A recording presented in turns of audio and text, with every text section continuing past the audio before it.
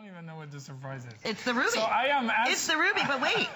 You know what it is? Oh, there's a surprise. $30 savings. This is supposed to be, it's brand new. $129.95. We took $30 off.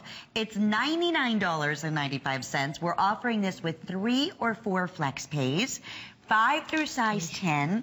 We are talking about created ruby at its finest, perfection. You know, we talk about absolute perfection, flawless. Guess what? This is a real ruby, if you think of it. It has the same properties as a natural, perfect, flawless rubies. And it's also specially cut. In its best color, if nature was delivering you the best ruby in the world, it would have exactly that color. I have never used another color for ruby. I've never called another lab-created ruby ruby. That's the only one, that pigeon blood color. This is how we call it. It's very intense. And the great thing about that is that we don't have any of those inclusions that are running through the stone. We're just really focused on the color. If you have a natural ruby, typically it's completely occluded. That's right. You don't have this brightness to it. And when you have that brightness and that red will cost millions of dollars. Oh, to get, and especially literally, the size? This is how rare rubies are. So the experience here is really not about the money, it's really not about how much it would be, because those stones are just unattainable. It's really to have that experience with what the finest ruby would be like. Agreed. And it looks exactly like that. And the shape of this cushion. And the shape is very, very original, because high jewelry really defines pieces that are one of a kind. And you always design a piece of jewelry based on the stone that you just bought. So somebody will come and visit you, and they will present you several stones, and then one will just catch your attention. One will be just much more desirable than all the others. Once you buy that gemstone, you'll create a design, not the other way around. So this is really the motive behind creating and designing these collections, is to always think about jewelry the way my great-great-grandfather thought about it. They traveled the globe to find those gemstones. They took, boats. They traveled at the far corners of the world to find gemstones that were unique and rare. And they would take them in the cut that it would come, because nature dictates what the stone will ultimately be. We don't decide what shape it's going to be. The size and the shape of the rough stone is going to tell us this is what you can cut, and then the master gem cutters extract the very best stone they can. Once that stone makes its way into the workshops, that's when it becomes a design. So this is really everything that makes a piece what we call a high jewelry. High jewelry is unique because of the nature of its stone, or that the design will never be reproduced. So obviously here we have to make more than one ring, but the idea is really that this is the way it was thought of. But you also have the look like this was made as that one-of-a-kind jewelry piece for you. I mean, even down to if you get really super duper close. I mean, the ruby, the created ruby, that speaks for itself. I mean, the shape elongates the finger, it slenderizes the finger, but even down to the impeccable size, Jean, of the absolute that you used against the black rhodium. It looks like vintage diamonds. It really does. The whole entire piece does. July girls, this is your birthstone. Collectors of beautiful fine jewelry, you know exactly. When we say ruby like this is 10 times rarer than any diamond in the world, it is. I mean, if you were to find, like you said, it would be millions of dollars. Something of this size, of this caliber, of this perfection in a genuine Mother Nature produced ruby. I remember participating in the sale of a 18-karat ruby that sold for $9 million. Wow. And this would be about 10-karat ruby. This is truly how rare they are.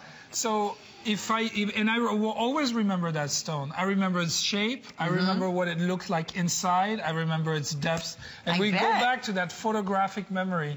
You remember, so when I designed this ring, or when I come up with this design, I think about all those memories. I think about everything I've ever heard. How much was it? $9 million. Yes. Oh. But it's a one. Did you see the person that got it? Yes. But it's a one of a kind. What did they do with it? No, it's in a ring. It's a one of a kind gemstone. there is something to say about the connection that we feel towards gemstones and diamonds in general. You know, they are rare, but they're also so captivating and so intriguing. So when you think of rubies, that's the color that you want to see. And you see, as you're moving the stone, we see that very gentle luster. There is some lighter tones that are coming through it. You bring all that up through the cut. Oh, you know, glossy. It's like candy apple red. And that's why we cut those stones like that, because we are trying to extract and to bring the color to the surface of the stone. And the idea behind the rest of the design is always to serve the center stone. Everything else needs to be sort of, you know, streamlined and refined so that we are focusing the eyes on the center stone. Remember, it's that stone that is unique and rare that we have found in, I almost wanted to say, in a land far, far away, because that's the way it used to be. Yeah, because that's the way it used to be. That's why it was so impressive. The jewelers would come back to Paris and they would have found those 4 or 5 stones that they would have bought in India, in Sri Lanka, and around the world. So unique. Today, in today's technology, we have more access and we can find certain things. But there is a discovery part to creating jewelry that's very exciting. And I designed this collection just thinking like that. I don't think about large numbers. I don't think of 100. Said, this is exactly how I would love to do this. There's nothing more that I would love is to be able to create a ring like this in genuine ruby, and to have the ability or the opportunity to do things like that. So this is what HSN and Absolute Collection gives me and allows me to do, is to do that. But you do it the same way, the same beautiful fine cuts. You do the multi-pronged setting. You do this beautiful black rhodium. You do the fine individual setting of the round absolutes that look so vintage. Here's the thing. In the next 30 seconds, we're going to be saying, we're going to be scooting along. The last, I want to say, 20 of the bracelets are still available. So please check and inquire about those, because it really does work back beautifully together. But you're saving $30. This is brand new. It's for the 6th anniversary. It's our anniversary surprise. So at midnight tonight, if any of these remains, which looks like we're starting to lose sizes as the clock expires, it would go back up additional $30. Still magical, unheard of, at $129. And I just, you know, it's one of those pieces that if you are, you know, a collector of beautiful, fine, precious stones, you love unique cuts, you're a July girl, you love rubies, you've always dreamed of owning a ruby that was over 10 carats. That's exactly the carat weight that you're looking at. A little over 10 carats there. $9 million. Yeah, there you go. That's the kind of look you have. Who doesn't want that? But nobody knows the difference. That's the thing.